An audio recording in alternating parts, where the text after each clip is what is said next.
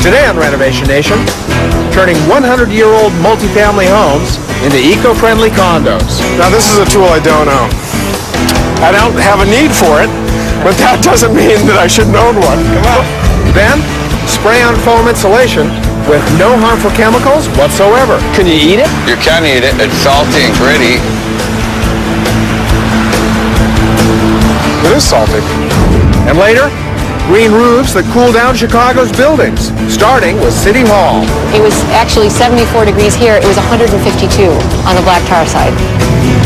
Our nation has a challenge. How do we renovate our homes in a way that's in sync with the planet? I'm Steve Thomas, and together we'll find the answers on Renovation Nation.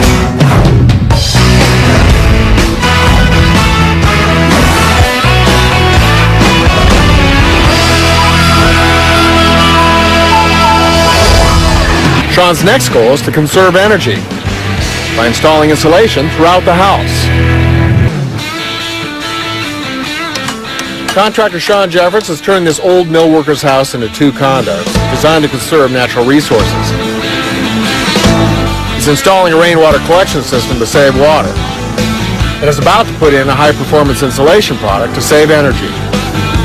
Since he's just begun installing the insulation, most of his walls are still bare. Now here you can see the old framing. That's right. Wow. Look at this. Yeah, there's some history there. Still the bark on the rafters here. That's it. They tried to, keep as much of the sawing down as possible and maximize that wood. Sure did. They don't build them like they used to, and that's a good thing. Drafty as all get out. Well, these were never designed to be fancy houses. No, they were down and dirty workers' houses. That's it. When Sean bought the house, there was no insulation in it at all, so all the heat that was created quickly escaped through the walls. But all that's changing now. Insulation you're using, which is still wet, what is this stuff? This here, Steve, is a product that's called Aircrete. They call it Aircrete because it's cement-based foam. What's in it exactly? Well, they've got Is it a polyurethane foam? It's not a polyurethane foam. There's no petroleum. It is a cement, foam, air mixture, and Mark can probably give us the lowdown on all the different components a lot better. So Mark's the guy who's going to be spraying foam later? That's right. And that's one of our projects. That's one of our projects today. Good. Mark's outside with his crew, getting the cement foam ready. Mark, Steve Thomas. Hi, Steve. How are you? Good. How do you get cement to turn into foam? What we do is we make air bubbles, and then we wrap them with cement. So we run an agent in there, an expanding agent, and when it comes out, it's full of bubbles. And then the cement comes in through an orifice here, which sprays over the bubbles. So it's not petroleum-based. Non-petroleum, no. It's got no petrochemicals or anything else. Nothing, no harmful chemicals whatsoever in it. Can you eat it? You can eat it. It's salty and gritty, and it doesn't taste good, but you can eat it. Have you eaten it? Yes, I have. Have you really? Yes, I have. I have. You want to eat some more? I'll eat a little bit for you, all right? All right. Is that your sales pitch? No, I don't eat it all the time. I really don't. But it's really salty. Is it? Yes. Can I eat it? You can if you That's want. disgusting. It is salty. That must be the cement. There's I would say it's probably the calcium chloride. The what? Calcium chloride. It's awful. So the foam's not good for eating, but how about shaving? Kind of gritty.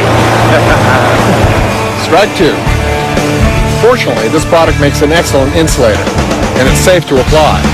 So I don't see any hazmat suits. I don't see any respirators. I don't see any special gloves. Nothing I don't needed. see any goggles.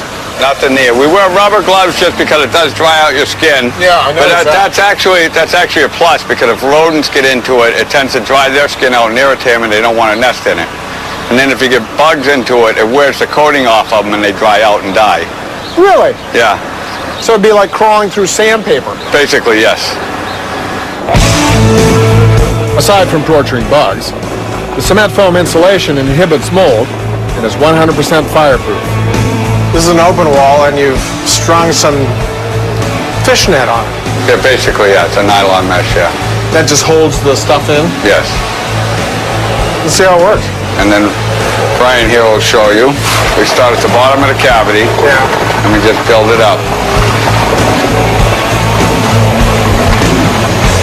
That is weird stuff. And you can see how it works itself into all the little nooks and crannies there.